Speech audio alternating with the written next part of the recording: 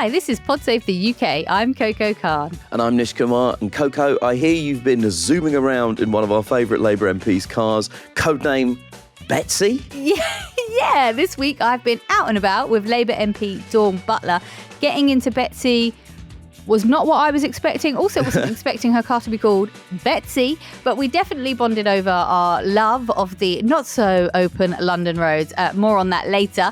But what have you been up to, Nish? I'm still at the Edinburgh Fringe, but I'm about to leave. I have completed my shows up here and my world tour. Thanks, as ever, to the PS UK listeners who came to see the show, some of whom passed on very specific greetings to Coco, which I've not passed on.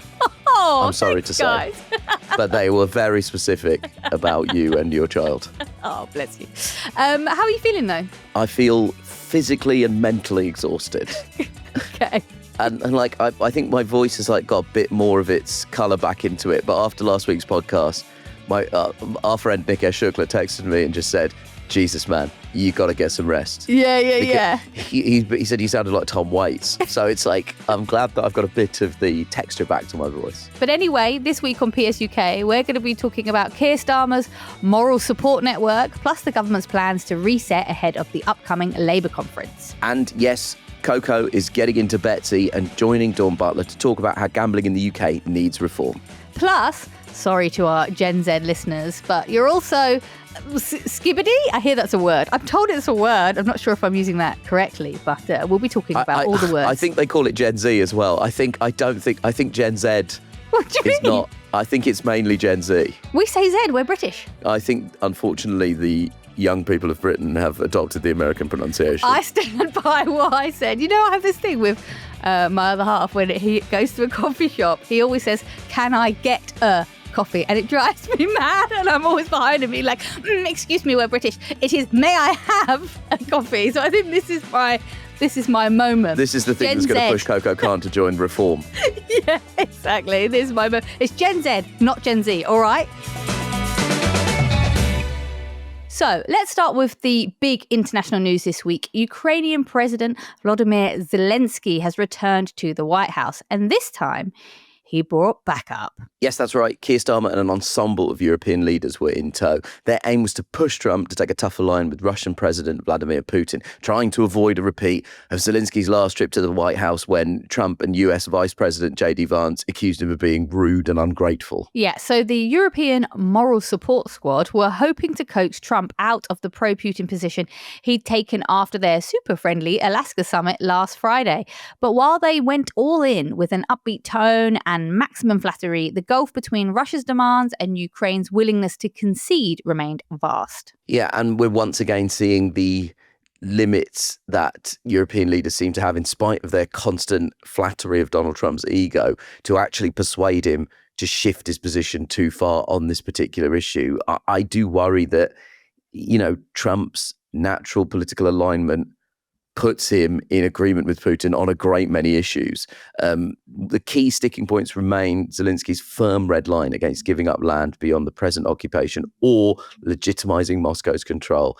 And there's the thorny issue of what security guarantees can be offered to Ukraine to enforce any peace deal. Yeah, I mean, I have quite mixed feelings about Starmer, as you know, as listeners to this podcast will know. But there is a part of me that thinks, okay, a situation like this, maybe this is what Starmer is made for. He is a lawyer. He's also, I don't know, a calming presence. One might say an energy vampire, which, given how heated it was last time, maybe it could make a difference. Although I suppose that all remains to be seen. So while Trump seemed convinced that Putin was ready to make a deal, a series of drone strikes overnight suggested otherwise. Now, of course, as always, we encourage you to tune into Pod Save the World for more updates on this. Yeah, on this week's Pod Save the World, Tommy Vietor is back with Ben Rhodes to unpack what those meetings mean, why last week's Alaska summit flopped, and where the war goes from here. Plus, Representative Ro Khanna joins for an interview. New episodes are every Wednesday, wherever you get your podcasts. Now, speaking of Donald Trump, previously on the show, we've covered the fact that he's not particularly a fan of London Mayor Sadiq Khan for reasons that will remain racist. We can only speculate. We can only speculate on why Donald Trump has a problem with a high-profile elected official with a Muslim name and Muslim heritage. I mean, it remains one of the great mysteries of our age. Trump called him a nasty person who has done a terrible job at a press conference that Trump had with Keir Starmer last month. But speaking at the political party show with Matt Ford at the Edinburgh Fringe, no less, it's all happening there, Nish, Khan hit back saying Trump was not a force for good and that he inadvertently could be radicalising people with views that could lead them to doing things that are dangerous. It's pretty spicy stuff. I mean, I would say inadvertently he's being very generous to Donald Trump, but he didn't stop there. Khan also took stock, and this is very interesting for us, on the current situation in the United Kingdom and said that Labour needs to really pick things up after a tough first year in government. And he also acknowledged that there was a feeling that people lent Labour their vote to get the Conservatives out, and that the party would be delusional if they didn't recognise the difficulties they'd had over the past year. Are you ready for a brutal stat, though? So according to YouGov, the government is currently hitting a net minus 56 approval rating, which, as it happens, matches the final rating of the Tories before last year's election. I don't know what number reset we're at, but it's starting to remind me of when I would play football management simulator games on the computer and just consistently restart. If I lost a match, it started to feel a bit like me in the 2000s trying to get Manchester United past a particularly complicated Arsenal team.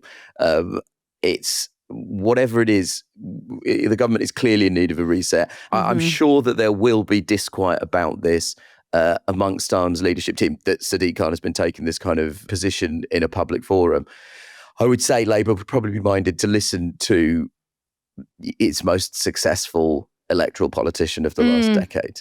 You know, we've consistently told that it won this whopping majority, but Sadiq Khan is essentially echoing what a lot of pundits and journalists and analysts have been saying, which is that it's a big majority, but a shallow one. Will Labour listen? We don't know, but they are certainly rolling the pitch for what looks like significant shake-ups, particularly in tax. So don't call it a wealth tax, but they're looking at stamp duty. And as a former guest on this show, former director of the Institute for Fiscal Studies, Paul Johnson, advised, it also looks like they're mooting a shift in how council tax works. For people who don't live in the United Kingdom and are confused by this, if you're wondering how council tax works, it sort of doesn't. It's based on massively outdated property values that don't have sort of any direct relation to the value of the property right now. And the sort of unequal distribution of the way council tax works is adding to the massive strain on council budgets that we've talked about a lot on this podcast. And just this morning, we've heard that Reeves might also be considering a tax on high-value homes. So one proposal being considered would be to remove the long-standing capital gains tax exemption on primary residences over 1.5 million. That's according to the Times. Homeowners selling properties above that level would be subject to a capital gains tax at 18% for basic rate taxpayers and 24% for higher taxpayers. Now, look, we're still at the stage of a lot of this stuff being hypothetical, but it's at least pointing in the right direction. We keep hearing that the government has a fiscal black hole that it needs to fill.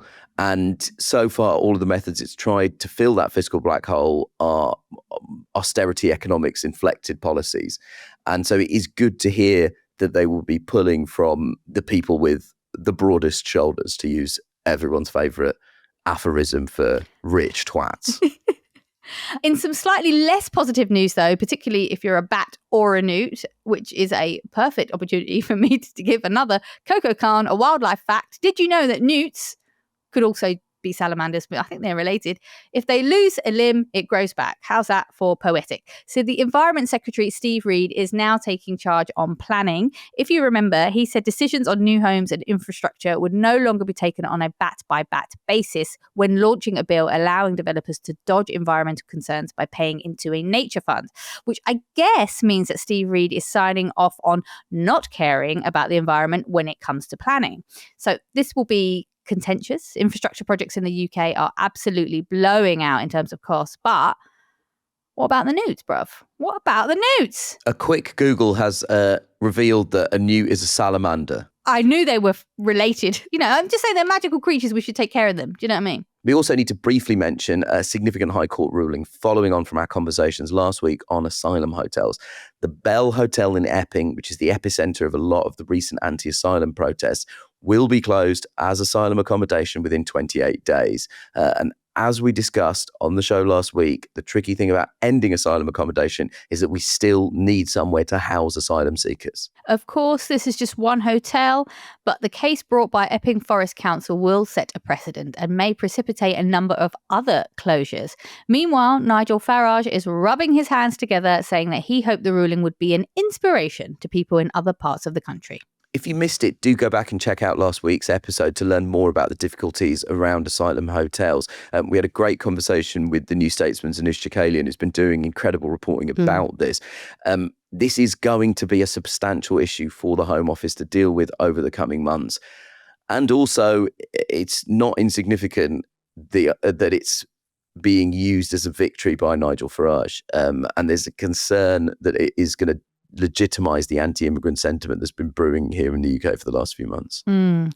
Speaking of which, by the way, we also had an interesting note in our inbox. Listener Hannah wrote in to say, I live in Bournemouth and a new volunteer group has formed called Safeguarding Force. They are patrolling Bournemouth streets and using social media to promote themselves. Critics have called them a vigilante group and police and Bournemouth Council don't endorse them. She goes on to say that while the group claims to be apolitical and for everyone, just one look at the comments on their social media shows the support for them definitely includes a lot of anti-immigration rhetoric. I find it really troubling that this group has formed. I think it's going to end badly. To me, it seems like they're trying to resemble ICE in America. I also think they're trying to create some kind of movement because of the amount they post on social media. I'm scared of where it could all lead, wondering what your thoughts are. I mean, my thoughts primarily are, if I was living in Bournemouth, it would make me feel uncomfortable. If there are people going around essentially claiming to be a kind of safeguarding force, and they have expressed some troubling views, I think that is concerning. We have enough problems with the official police force and some of the troubling views members of, say, for example, the Metropolitan Police in London have found to have expressed on various forums. But the police is still to some extent accountable to the government. This is a different thing and it sort of exists outside of a sphere of accountability. And that is something that I would be very concerned by if I was in Bournemouth right now. Yeah, of course. So I just want to read Dorset Police's statement. They've said, we are not in a position to support or endorse the group or their activities at this time. We will continue to engage with the organiser to ensure that they operate within the law. I mean, I guess we can only hope that this group, despite its quite strong sounding name and scary statements that are found on social media, that it will operate the same as any kind of neighbourhood watch organisation. But you can imagine how something like this could go wrong if it wasn't operating within the law, if it wasn't closely monitored, and if there was just any incidents or even rumours that were sparked. It's certainly troubling. Safeguard Force say, at Safeguard Force, our mission is to create safer, more supportive communities by providing visible, compassionate and non-confrontational patrols that deter harm, promote well-being and protect the most vulnerable members of society. You know, it's something that we talked about in various iterations, not just on this podcast, but to be honest, over the last decade, of the kind of contagion of bad ideas that spreads itself between Britain and America and kind of gets passed back and forth. And the way that ICE is being, I guess, militarized in the States and the social media output around that, I would be very concerned about the British right starting to ape the rhetoric of ICE. And if Safeguard Force is serious about its mission to create safer and more supportive communities, then it has a moral responsibility, having set itself up as a kind of moral guardian, to actually actively police the social media output of people within its organisation. You know, you can't have it both ways. You can't say that you're sort of an organisation dedicated to keeping communities safe when individuals within your organisation are posting things that are likely to be inflammatory and target sections of your communities. Now, after the break, I'm hitting the streets of Brent with Labour MP Dawn Butler to talk about the need to reform gambling planning laws. This podcast is brought to you by Wise, the app for international people using money around the globe. With Wise, you can send, spend and receive up to 40 currencies with only a few simple taps. Whether you're buying souvenirs with yen in Tokyo or sending Karuna to a loved one in Prague, you know you're getting the mid-market exchange rate with no extra markups. That's what makes Wise the fast, affordable way to use your money around the globe. Wise offers 24/7 live support and runs over 7 million daily checks to catch and prevent fraud. So you know your money is where it's supposed to be. I'm traveling all over the world. I've got family living all over the world. There are a lot of occasions where it's important for us to be able to move money around, and Wise is the best way to do it. It's the easiest, most efficient and effective way of moving your money when you're abroad or when you've got people abroad. Be smart. Join the 15 million customers who choose Wise. Download the Wise app today or visit wise.com. Terms and conditions apply.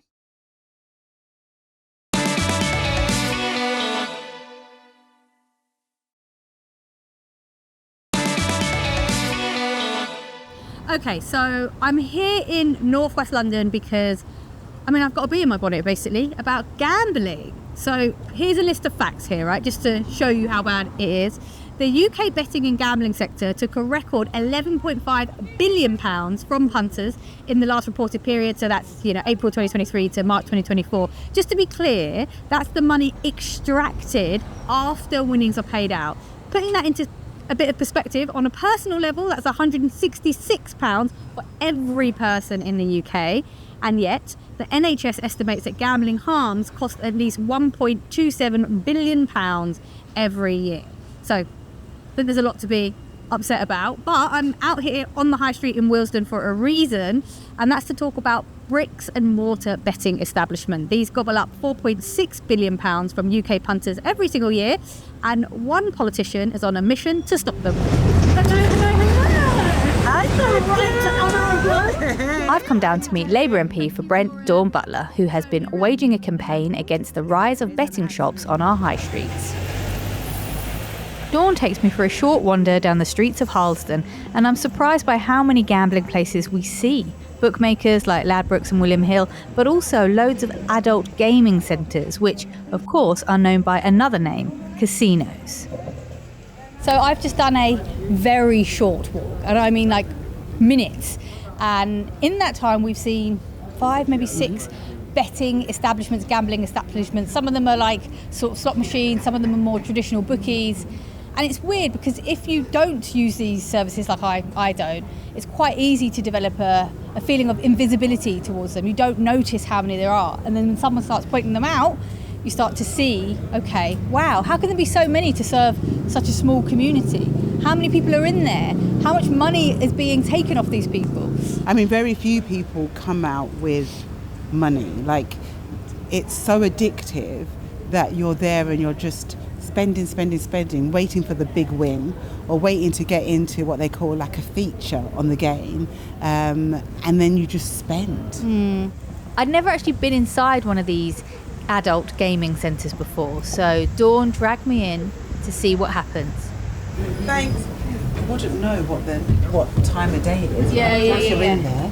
It's very dark. It smells clean. It smells nice. It smells clean. Nice. It's like it's temperature controlled. Yeah. You've got a cash machine. Yeah.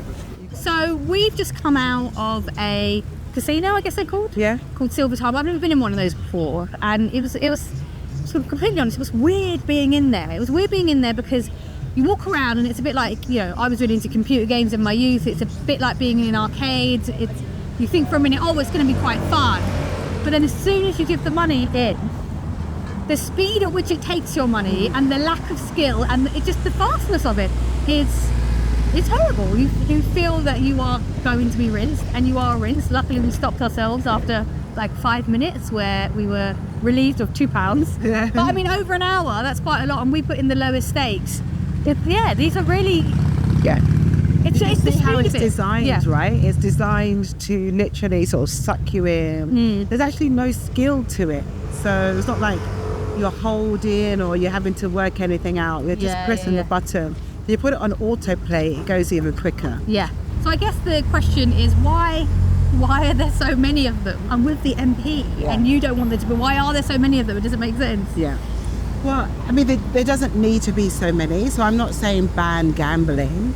I'm saying that we don't need the abundance of adult gaming centres and casinos in a small area like this. It's unnecessary. And part of the reason why it's come to this is because there's something in the Gambling Act 2005 called Aim to Permit, which means that basically councils have to permit these gambling establishments if they want to go up. Councils have more of a say on where chicken shops can be placed than they do gambling shops. Wow. Yeah, because they will take into consideration how many fast food shops there are, how close your situation to a school, health implications, and so they can say no and prevent a chicken shop opening, but not a gambling shop.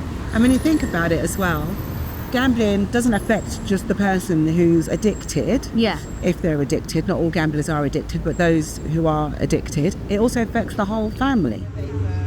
So these shops are everywhere, but it's not like the locals actually like them. Here's a few of the people that came up to say hi while we were walking about with Dawn. What do you think about all the... I think it's pathetic because some people ain't got no money, and the little money that they got, they're coming in and wasting it in the place, and it's making their lives much worse. Yeah. We've got too many betting shops, we've got too many gambling houses, all we've got is fast foods. There's nothing really substantial. This used to be a thriving community with every community would be here, would be out, would be talking. Now everybody is being isolated. So we've had an eventful morning, walking down the high street, a very short walk, and seeing all these, whatever you want to call them, gambling establishments, adult gaming centres, casinos, seeing loads of them. And now we walk past one that is coming soon. They've made the announcement, the companies, all the time. A lot of the people that, just passed us on the street, saw Dawn, wanted to say, we don't want these betting shops. And I think actually the graffiti here kind of sums it up, the feeling. And it just says, ban gambling in deprived areas, stop promoting gambling. Quite intuitive graffiti, I think. Yeah, definitely an improvement on that has herpes. After showing me around town, Dawn popped me into her sweet ride, the little car, Betsy, for a chat down the road. I don't normally sit with somebody that's more colourful than me, by the way. This is my smart shirt. I love it. This is my office look. It's like you're more colourful than me. It's a Da Vinci. Okay, so we've come off the high street. We're in the office now, and I can get some backstory for you. Because what I wanted to know is why this campaign? Why has it become such a big thing for you? In 2021. There was going to be a new gambling shop opening, and I just thought, let me ask my constituents what they feel about it, because I know it was sort of my bugbear. And I said to the council, the constituents are not feeling it. Can we decline their application? And the council was like, well, no, and there's not enough people have said no. So then I did a whole survey of everybody, thousands. I think it was about 7,000, 8,000, got tons of responses. And I was just like, look, 75%, here are the facts and figures. 75% those who responded said they didn't want another gambling establishment, but I couldn't do anything about it. So it didn't matter that the majority of constituents said they didn't want it. The law prohibited the council from saying no. And what the council was scared of was being taken to court. Because if they get taken to court, then that's going to cost them money, and that's money that they can ill afford. And the gambling establishments have a lot of money. So that is why this aim to permit, which says that councils have to permit these gambling establishments, has to change. Because the gambling establishments can afford to go to court, councils can't. So your campaign is to get this particular aim to permit, get rid of that? Yeah, get rid of that. So we can do like what in Parliament we would call like a statutory instrument, which is where you make a tweak to legislation, and we can put that through and we can remove aim to permit. So I'm not saying close down all the gambling shops. I'm saying we've got enough. You've been to the Harsden. You see, there's enough, right? We don't need any more. And give people a say. I mean, that's what democracy is about, right? Giving people a say. So this will allow that. It will allow the ability to give people a say, let the council judge it on how many gambling establishments are in the area, what the impact will be on the immediate community, And that's how I think we should run it. I mean, you said yourself that you received around 7,000 responses. The vast majority of those people said they didn't want this establishment. Presumably, some of them shared stories about people who have been impacted by gambling. Tragic. Is there not like a duty of care here for the community? Last week, I went out on the streets and I was saying to people, design your perfect high street. And we had a magnetic board and everything. You know, the office was there. The office were very creative. Do you know what I mean? We had little pictures and everything. Nobody chose a betting shop or a bingo or a gambling shop. They chose laundrette, a pub, a florist. You know, they want a nice high street. And we'd done loads of these sort of vox poppy things. And this guy came out of one of these gambling shops. I don't know why they call it adult gaming centres, because that makes it sound fun. It's not really, you know, I don't consider it to be fun. But anyway, a gambling shop. He came out a gambling shop. I was just like, so design your perfect high street. And he put up a barber shop. He put up a cafe. He put up a laundrette. He put up a gym. He didn't put up a gambling shop. And I thought, he's just come out. So I said to him, you didn't put up a gambling shop? And that was my own prejudgment there, which I shouldn't have really. And he said, no, gambling has ruined my life. Oh. And that's how I felt. And he moved me to tears. And he said, it's ruined my family. My family don't talk to me anymore. He said, it's an addiction, just like alcohol, just like drugs. I can't stop. He said, if I get money, I'm immediately in the gambling shop. He said, there's 7 of them here. And he was pointing down the road. And then he said, I've been banned from them. He said, because I get angry. And he says, I get abusive. And then he said, I've been banned. I said, would you like some help? Would you call the helpline? He said, there's no point. And he said, you can't help me. I'm addicted. Oh, my goodness. I didn't prompt this at all. He said, if there were fewer gambling shops, that would help me. He said, that would help me. And I was just like, I'm trying. I'm doing this for you. I'm doing this campaign for you. I'm trying. It's strange, isn't it? Because I mean, look, I don't gamble. I'm interested in sports, but I wouldn't call myself like I'm not like a massive fan. So much of gambling's marketing doesn't really reach me. I don't really know how far its tentacles go. But when I think of it, I often think of event day gambling. I think of Ascot. I think of people doing a punt and the World Cup. And in a way, they've worked very hard to publicise that image of gambling. And it's all kind of closely linked, but this campaign only goes for the high street bricks and mortar shops, right? Well, this part of it, but the taxation, because can you imagine the gambling industry is undertaxed in most countries and most industries? They're taxed like at 40%. Yeah, gambling industry is at 20%. So that needs to be increased. I mean, that would bring in over £2 billion a year.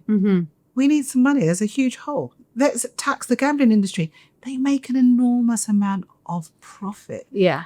One year, the CEO of a gambling establishment made 400 and something million pounds for the year. Wow.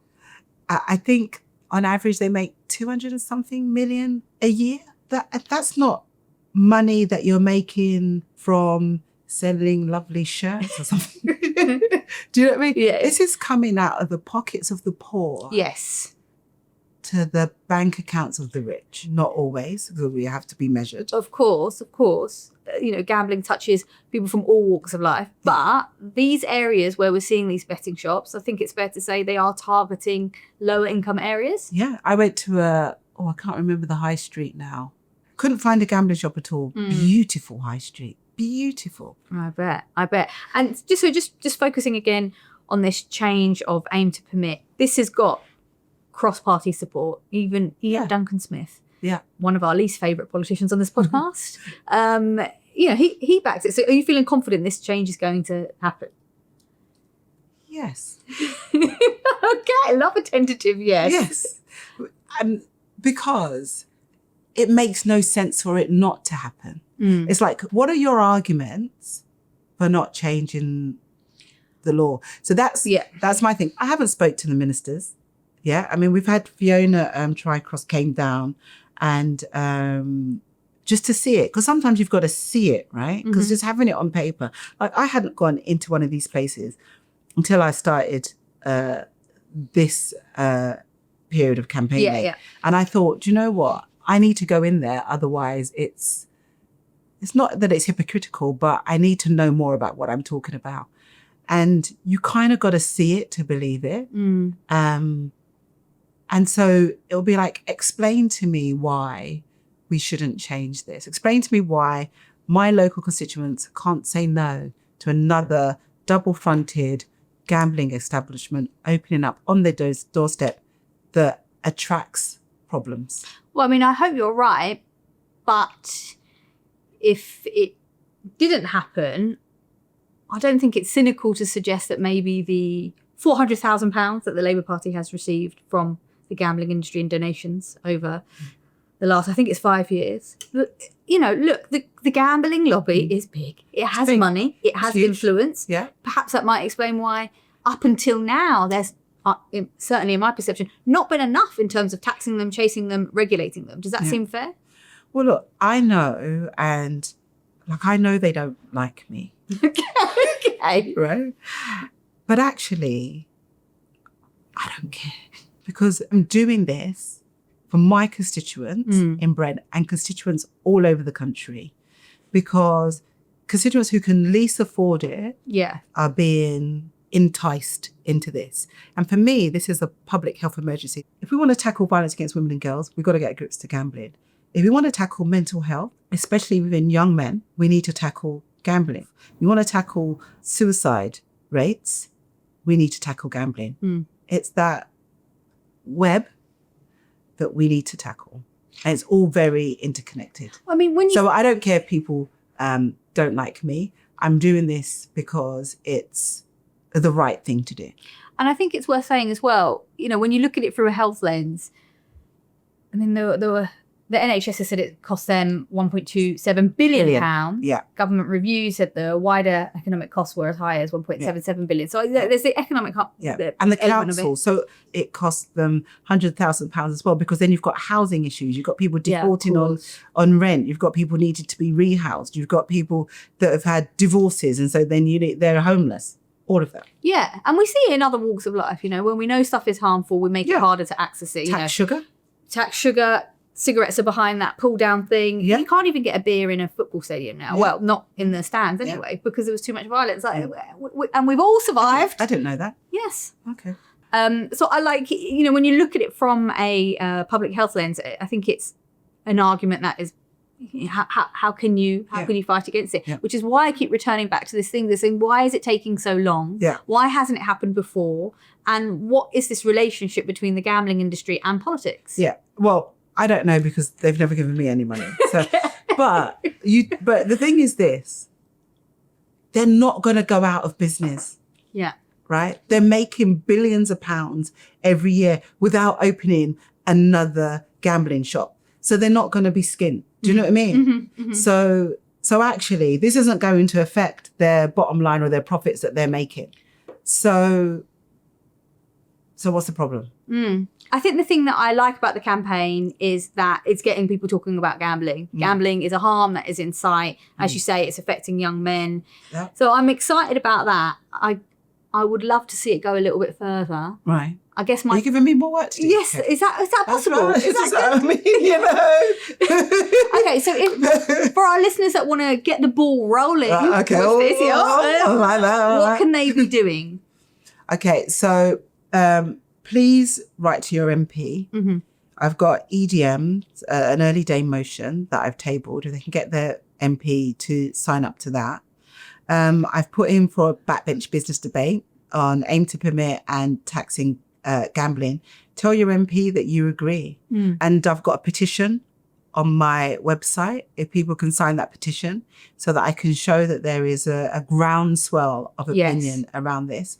And also it will help me because, you know, when the gambling people are coming after me, I need people to like back me up. Tell you what though, that 50% tax on them to help child poverty, Gordon Brown's been talking about that as well. Yeah. That's music to my ears. Took it to my veins. Yeah, exactly. Love that. Exactly. It's like, it's such a no-brainer. You're like, this is money anyway that you're taking from people, the majority of people who can least afford it. Let's give it back. Do you know what I mean? Let's help lift children out of poverty. So if people can join this, it will be incredible. And think about the high street that you want, and we can make that happen. Worth taking a punt on. See what I did? Is it too soon for gambling and punts? I feel like that's the one good thing we can take from this. I mean, well, plus that, as we discovered, every single gambling establishment has a free cash machine. Let's stop if you can go in, get your money and go straight out. I mean, I couldn't believe that. Okay. We got no banks on the high street. You can't get... And there's a toilet. Okay. You need a toilet. Go in there, go to the toilet, and piss off out of there afterwards. Maybe Dawn that's too Butler, much. thank you for joining us on God Save the UK.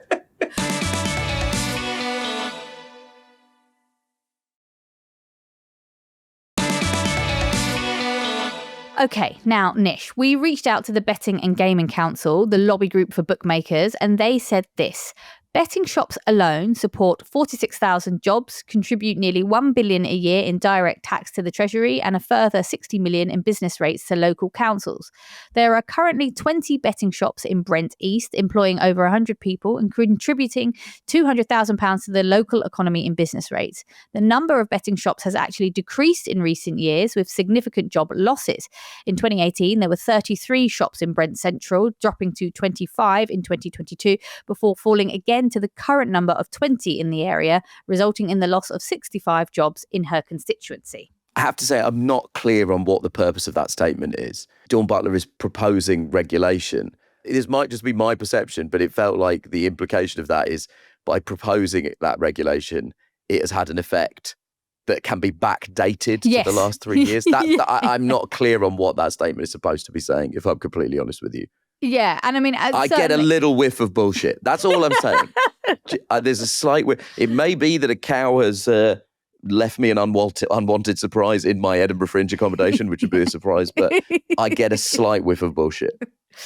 And we should also say that previously Joseph Cullers, who heads up back to that lobby group for adult gaming centres like the casino that Dawn and I went into, he told The Guardian that scrapping the current rules around planning would create legal uncertainty and put legitimate local businesses at risk, adding that the aim to permit clause didn't mean automatic approval. And he also said that they provide safe, low-stake entertainment in well-regulated, supervised and alcohol-free environments. So I think he's trying to add some credence to their claim there, but the whiff is strong.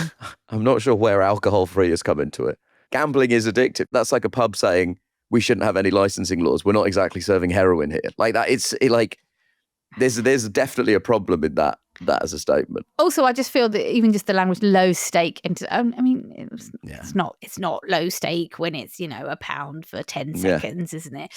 I have to say, walking around the streets with her, I had no idea how popular she is. It was like walking around with you, Nish. It was like walking around with an actual recognisable face. It was really touching that people knew their local MP, waved, knew to approach her. She was approachable. I was quite taken aback by it, really. Here is a perfect example that we managed to catch on camera. Hi. Hiya, how are you? Oh, good to see you. For listeners to the podcast who aren't watching this on YouTube, it's just a car passing by and a kid rolled down the window to wave at her, particularly her. Like there was a part of me that thought, oh, maybe it was us with her film crew. No, it wasn't. It was Dawn, and those instances were replicated in so many different formats. It was just really, really touching. And I also should mention she dropped some pretty mega news earlier this week. She's planning on putting her hat in the ring to be the mayor of London if Sadiq steps down, which, it seems like that is certainly very possible. Is what everyone's saying. Well, that's huge. I mean, I think it's also worth saying that, the value of constituency MPs is really significant, and it is good to see that people in Dawn Butler's constituency both recognise her and recognise that they are able to go up to her and have a conversation. I think that's a really important, that link between you and your constituency MP is really significant because it is your direct channel to the government, and it is how you can engage directly with the process of politics. That is great. I mean, that's huge news for sure.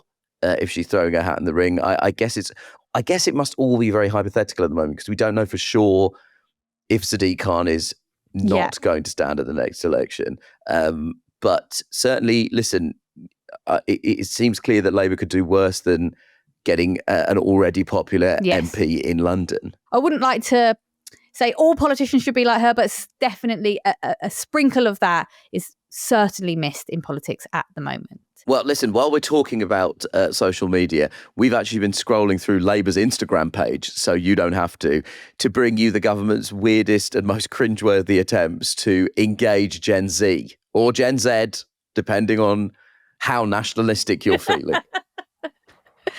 So first up is a meme titled "Admin in the pub tonight" with a picture of a pint. The first half of the pint glass is labelled "I promise I won't start talking about politics," and the second half is this video. Don't forget what they have done.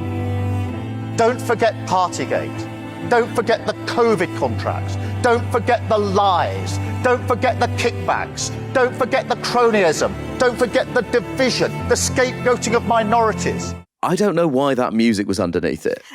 I guess that Labour's pulled it from its own social media channels, but it sounds like the music from the end of a World War II movie. I mean, I thought it was like not terrible, right? It's like I get the idea of it that after half a pint, which seems very low, can I just say, that after half a pint, you know, you get on your soapbox and you'll deliver these emotive speeches like Keir Starmer's. It was weird hearing it because it reminded me that, oh yeah, once Keir Starmer used to give really rousing speeches. I remember that time, you know, and I wondered if perhaps that could actually be a bit of an own goal because it seems like a different man, the one that we have today. I will say the phrase scapegoating vulnerable minorities, given what's happened in the last year, did hit my ear badly. Yeah, exactly. Hit my ear badly is what I will say. It's what I will say about that. And then there's another post. It's a video which is captioned, "Me and my boyfriend. Now the sea won't be full of shit emoji." Well, shit. You know, we use the emojis because they are still the government. So what we're watching for listeners of the podcast is it's a now very sort of memed clip of Christian Bale and Natalie Portman from the Terrence Malick film Night of Cups, a quite unmemorable rom-com from a filmmaker who makes very few films, and this one is widely considered to be something of a misfire. I'm sure people will have seen the use of this across the internet, but it's Bale and Portman hugging and diving in the sea, which obviously is going to be great once it's shit-free in 2030. I think right now, Christian and Natalie would be absolutely up to their eyeballs in waste material.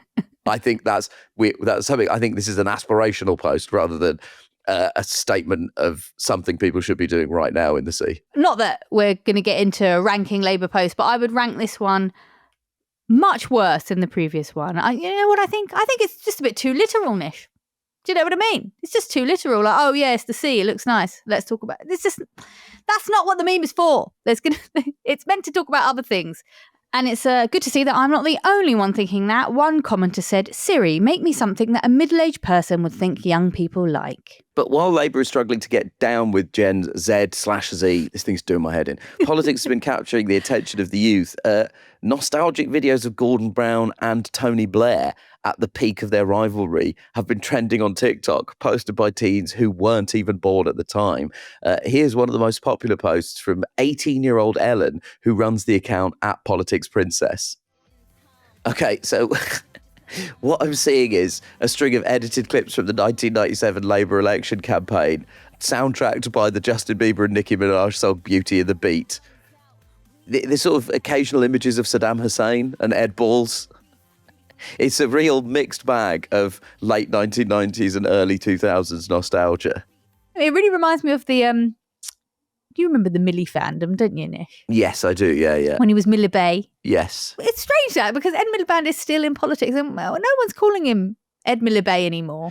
Well, he's still kind of a darling of the internet, isn't he? With his sort of Charlie XCX soundtrack to TikToks.